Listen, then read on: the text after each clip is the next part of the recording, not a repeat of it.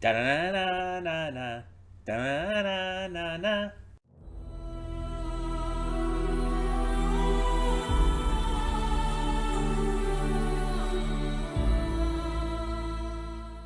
Hey everyone, welcome to Princess of Gay. I'm your host Connie, and today we're here with my first impressions reaction to X-Men 97. So, this just came out today. This is a brand new series. It is a sequel series to the original 90s X-Men cartoon. And yeah, I'm pretty excited for it. Probably not as excited as a lot of other people because while I did watch the original cartoon, I was not as big into it as others, but I still very much enjoyed it. And obviously, I don't remember everything, but I remember that it ended with Professor X's passing, and I think it was like, I think the Sentinels had something to do with that. I think. But we're continuing off of that. We have the team. I think it's like a mix of classic and new voice actors, and we have from what I saw in the trailer, I think Magneto's going to be taking over, which makes sense. That just tracks. It's going to be interesting to see how things change, though. The animation from the trailer looked really good. It looked like just an upgraded version of the original. And of course, I have to mention the controversy. And I say controversy with, honestly, air quotes, because it's only a controversy if you're an idiot. Um, there's this big stink from specifically right wing idiots out there who were bitching about the fact that it was revealed before the release that the character of Morph would be non binary. A shapeshifter is non binary in this, uses they them pronouns. Do you, do you see how that's not a problem at all? Like, I almost feel like shapeshifters are like one of the easiest and best characters to have as non-binary representation. We've had Envy from Full Metal Alchemist slash Brotherhood. We've had Double Trouble from She-Ra. It's like, yeah,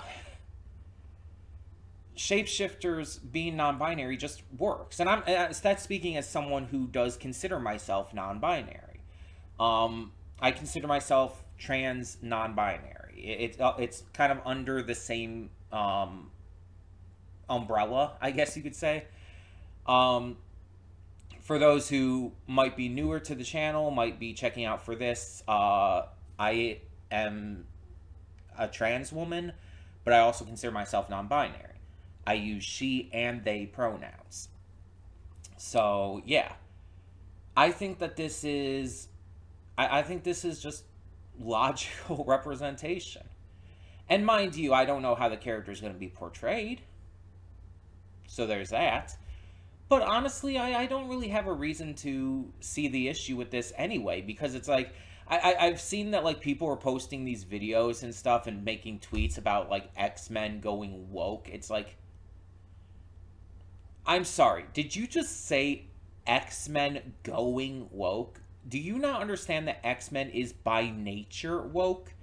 That by its inception, X-Men is literally about oppressed people fighting for their rights.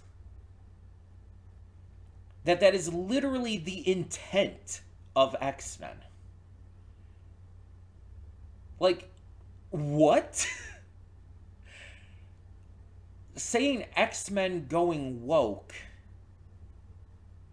as if it's something new is like saying Batman got edgy or too dark. It's like, that's Batman. That's what Batman is supposed to be. That's how Batman is. Batman can't become too edgy and dark when that is literally Batman's identity, to be edgy and dark. It's like, oh my god, these people are idiots. Now, there is another controversy that actually has, like, more to it. Apparently, the head showrunner of this was fired like a week ago or something. And I've heard like different reports on like why, and then there's some people who just aren't sure. But one of the things I've heard is like because he like started an OnlyFans account or something. And it's just like, really? You're gonna fire him for something as ridiculously stupid as that? There's nothing wrong with starting an OnlyFans account. And it's just like that see that one you it has some relevance to it. That controversy has some, you know, has something to it. It's not just bullshit. Um and I don't know if that is the real reason he was let go. I don't know if there's anything else. I don't know. But it does seem pretty wild to fire the showrunner like a week before the series comes out. I don't know what's going on there. I can't rightly say. I've only heard, like, I guess you could basically call them rumors, unsubstantiated claims and stuff. So, I don't know. But I did want to touch on that. I did want to mention this kind of stuff because this has been in the lead up for this. So, I'm very interested to see like how they handle certain topics and all in this. I believe this still takes place in the 90s. I believe it takes place in 97, hence the title. So we're not going to have a lot of like modern day problems in terms of like, internet culture and problems that connect to the real world. Like this isn't one of those shows that's going to integrate the fact that COVID happened into the narrative. That's not going to be part of the story because it takes place well before that. There are shows that have done that too. I've seen some of them, or at least heard of some of them. But anyway, point is, this is not going to be like that. The issues that it's going to touch on are definitely going to be issues that were around in that time, and there's a number of those. They can very much touch on queer issues, for example, with Morph or even other characters, because let's be completely honest here. Queer people were around back then. And they were, vocally around. It's not like they were in hiding. There are some people who weirdly like to think that queer people came out of nowhere in like 2010 and just have been like a recent thing. And it's like, huh? There's movies that came out in like the 70s and 80s that touched on queer topics. Freddie Mercury was gay. Like, what? He died before I was born. I was born in 92. It's like, how the fuck do you... People who genuinely believe shit like that just confuse the shit out of me. It's like, your bigotry is just confusing. It makes no sense. But yeah, and again, I'm touching on all of this because this is what X-Men is about. X-Men is about this kind of stuff. And it's not just about, like, the connection with, like, queer issues. It's racial issues and socio-political issues. It's about classism and all of this kind of stuff. The great thing about X-Men is that it touches on oppression. It gives a voice to oppressed people. No matter what kind of way they're oppressed, no matter why people hate them. It's a voice for us. And that's what has always connected me with the X-Men. Like, prior to the MCU, Spider-Man, X-Men, those were like the Marvel properties I was most familiar with. I didn't really know who. I knew who Captain America, Iron Man, characters like that were, but I was never into them. I was never into the Incredible Hulk. It's like this is stuff that that I only got into after the MCU started. But like Spider-Man and X-Men, I always liked those ones. And it's because of the themes and messages that are inherently part of their stories. And so, yeah, that's one of the big reasons why I'm choosing to do this. And for those of you who are new to the channel as well and don't know what a first impression is, let me just explain real quick. This is a first impression reaction, like I said, and that means that I am giving it a first impression chance. I am checking out the first episode, and I am going to determine from that point on, after I see it, if I want to continue reacting to it or not. I'm going to watch the episode and decide, do I want to continue reacting to it? Do I want to watch it on my own time? Or am I just not interested? It's always one of the three options. If I choose to continue reacting to it, it will be put onto a list and will come back in the future. Because I only have so many slots available at any given time, and I only have like 2 or 3 at any time available for specifically first impressions reactions. So I come back to, whenever I do one of these first impressions reactions to the first episode, I come back to, and I want to continue the full series, I come back to that later, down the line, once I have a free space open and I'm at the point where I want to get to that series. If I choose to watch it on my own time or drop it, then it's not even a worry. The video on the channel will not go past the first episode at that point. So I'm choosing to make X-Men 97 one specifically because, like I said, I was never like the biggest fan of the 90s X-Men series.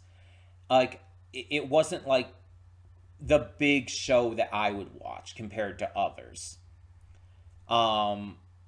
There were other cartoons and stuff at the time that I paid much more attention to. And I was a kid at that point, so it's just X-Men never really hooked me in as much as other shows, and as much as other people were hooked into it. But that by no means means I didn't like it. I did. But just not to the same degree.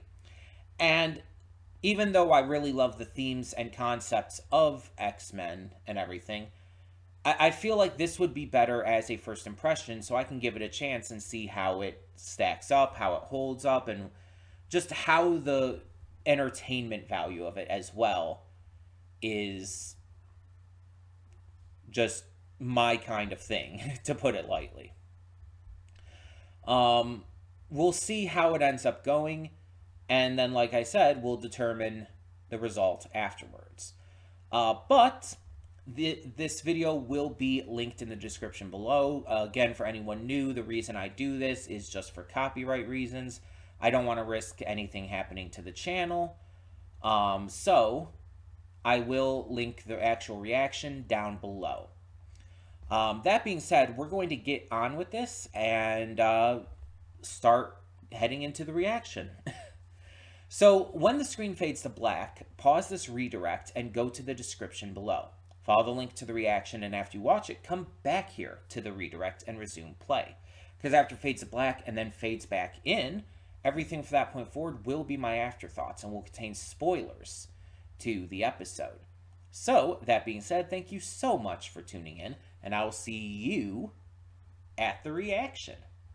And we are back, and we'll begin with spoilers in 3, 2, 1, now. So, I looked at the credits here after turning off the reaction, and Henry Gyrick is voiced by Todd Haberkorn. I went back and listened to it. It's like, oh yeah, he's doing a different kind of voice than I normally heard him do, but that is definitely Todd Haberkorn. I didn't even realize that. That's fun. But yeah, so this was pretty much what I kind of expected. Continuing off of the Sentinel threat, we have Gyrick, we have Trask, we have the X-Men just trying to find their footing after losing Professor X.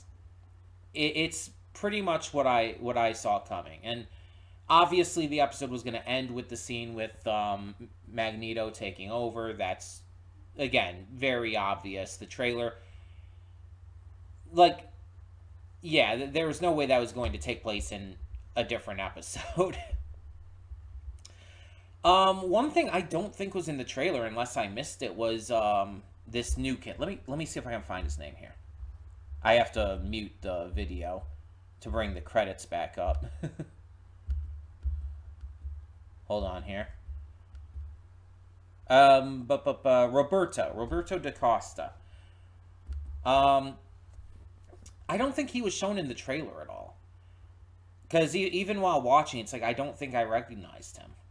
And I'm watching like, okay, so we have a new character here that I wasn't expecting. Like I remember seeing like different shots, like Jubilee dancing in the club and everything, and seeing Wolverine getting his claws imbued with Gambit's abilities.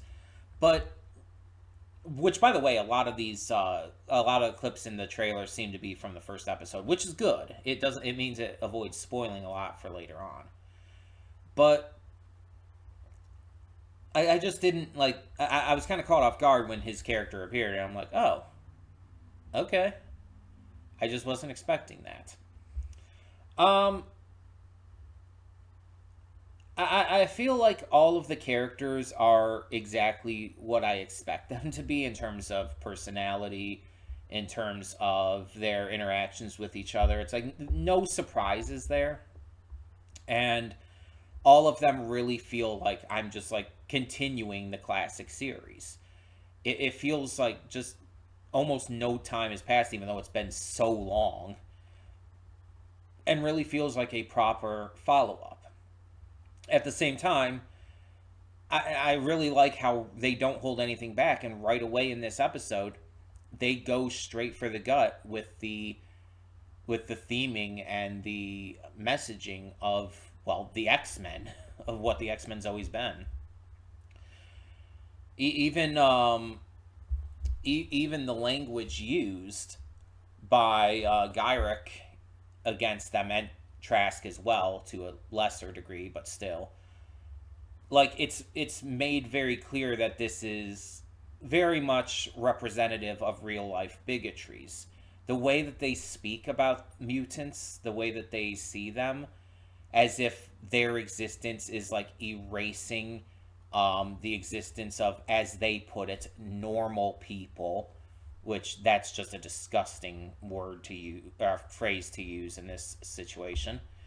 But it's realistic. That is very much used when when bigots argue against queer people, and it's been used for racism as well.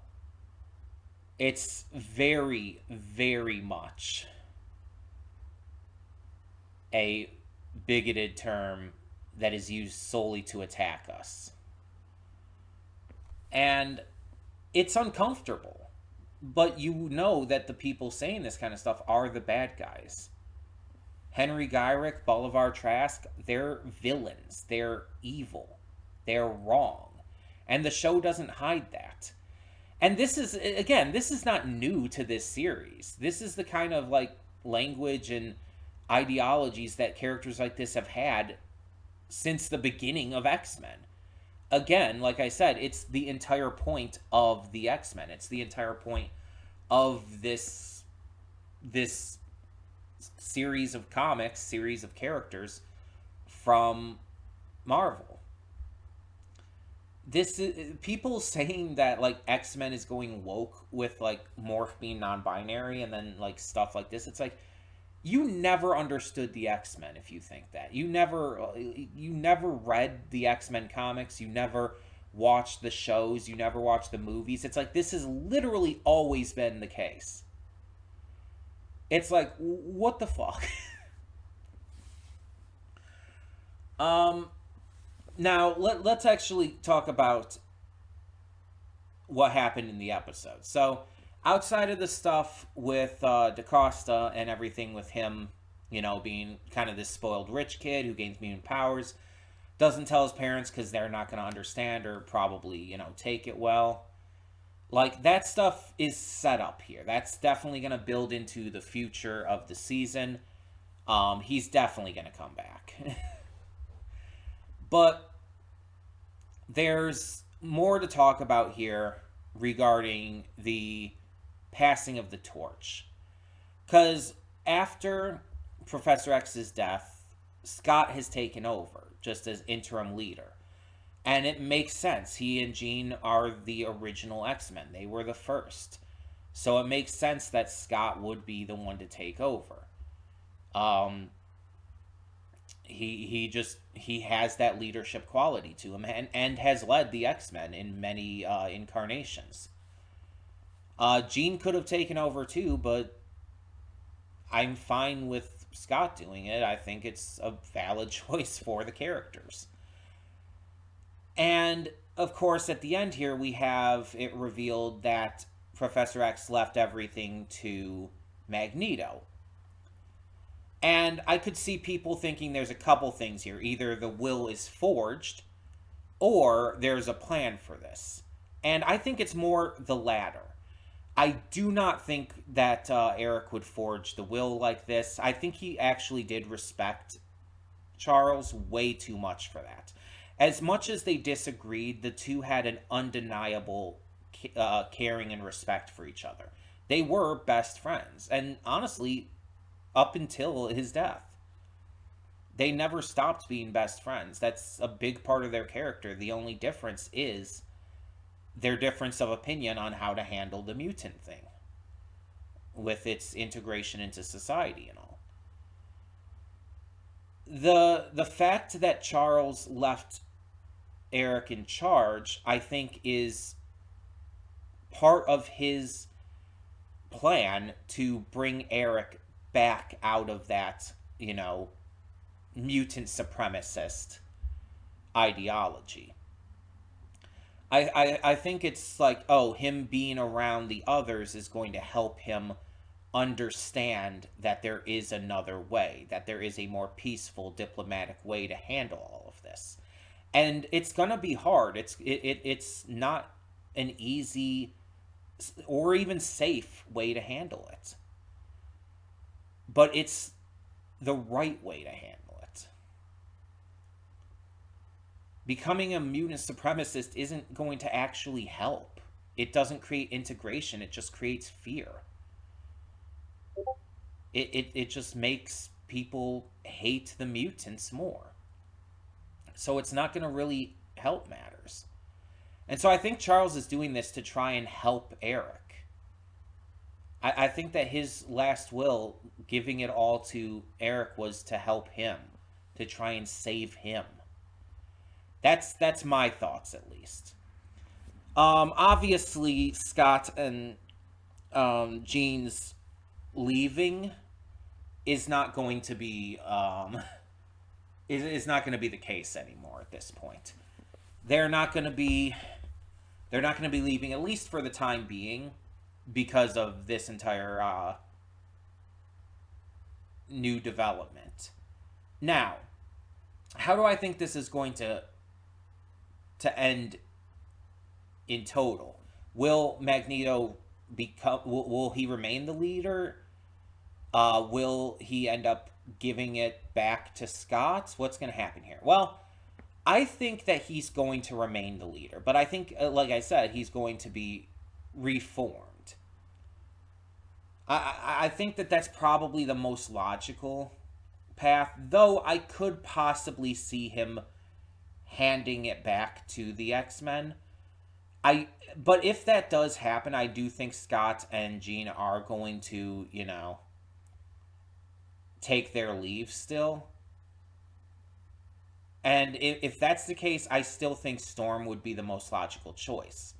Not only because of her being an Omega level mutant, but Aurora is honestly just the most leader quality character that's there at the moment. So we'll see. We'll see how it goes. The story might not even be finished in this season. I don't know if there's plans for multiple seasons with this. I don't know what the plan for that is, but yeah. We'll see how it goes. I also don't know exactly how many episodes this is going to be. I don't know if it's going to be like 8 or 10 or something like that. I don't know. I'm just going like with those numbers based off of like what's common nowadays for streaming series. Um, yeah, I don't know. I guess we'll find out in that regard. Um, I know the first two episodes were released together. They were both released today. But yeah, I think it's just one episode a week after that, so I don't know. That being said, that all being said, um, where do we go from here? That is the big question now. After seeing this episode and clearly enjoying it, is it something that I feel like I want to continue reacting to or watching on my own time? Because just because I enjoyed it doesn't mean I want to continue reacting to it. But I do. But I do. I do want to continue reacting to this, and I actually want to get to this pretty quickly. So this is going to be going pretty high up on my list. I don't know exactly where yet because there's other shows that I do really want to get to as well in terms of first impressions. And thinking about it, my current first impressions reactions that we're going with at the moment are Dr. Stone and Moon Girl. And we're close to the end of season 1 of Dr. Stone. And Moon Girl is like halfway through what's released right now for season 2. But at the same time, there's some other shows that I am supposed to be getting back to with first impressions as well. Jormungand and Pluto being the big ones. Those are two that we've already started and I was supposed to be getting back to. So, and then there's other ones I just want to start or get back to in the first place since we did our first episode videos on those. So I don't know. We'll figure something out. But I will be putting it on my list, and it will be, I'm going to try to get to it as soon as I can. Because this is definitely something I want to continue, and something I want to continue sooner rather than later. So we'll see. We'll see how it goes down, and we'll tackle that when we get to it. So for the time being, tell me your thoughts down in the comments below on this first episode of X-Men 97. And for now, I'm Connie, and I'm signing off. See y'all next time.